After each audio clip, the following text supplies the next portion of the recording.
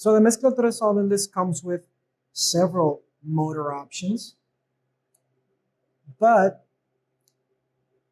from previous iterations, what we did was we actually made the motor much smaller. In order to do that, what we use is a gear reducer. And so what this thing does is it multiplies the power of the motor to deliver torque to the shaft.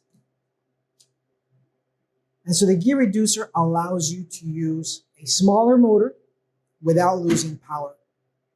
And this just increases the efficiency of the system, the weight that the lid needs to hold, and it reduces the overall cost for the consumer. So this is like a really clever way to transfer power without using an enormous system. As you can see, this is a very small motor, but this is our gear reducer.